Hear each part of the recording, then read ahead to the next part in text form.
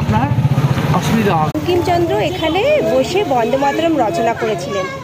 এটা চুঁচুড়োর গঙ্গার ঘাটের দিকে আছে। এই ঘাটটা, এটা কনজিউমার ফোরামের বিল্ডিং। কোনো ক্রেতা বিক্রেতার কোনো সমস্যা থাকলে এখানে ফ্রি কেস করে দেওয়া হয় চুঁচুড়ো। আর এখানে হচ্ছে বসে বন্দে মাতরম লিখেছিলেন বঙ্কিমচন্দ্র। এটার নাম বঙ্কিম ভবন।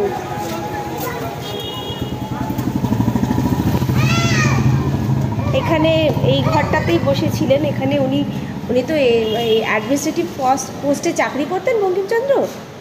তো ওনার জেলায় জেলায়, এমনি ওনার জন্মও এখানে হুগলিতে শরৎচন্দ্রেরও জন্ম দেবানন্দপুরে। তো এই ঘরটাতে বসেই বন্দে মাতরম উনি রচনা করেন, যেটা আমাদের ন্যাশনাল সং হিসেবে পরিচিত। জাতীয় আমাদের গীত, জাতীয় গীত, জাতীয় সঙ্গীত জনগণমন রবীন্দ্রনাথের লেখা, কিন্তু জাতীয় গীত যেটা ন্যাশনাল সং, এই ঘরে বসেই লিখেছিলেন।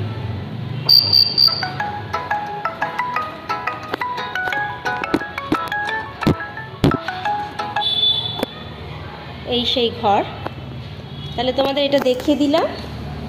এখানে এসো তোমরা, হুগলি চুঁচুড়া এলে এখানে নিশ্চয়ই আসবে বেড়াতে,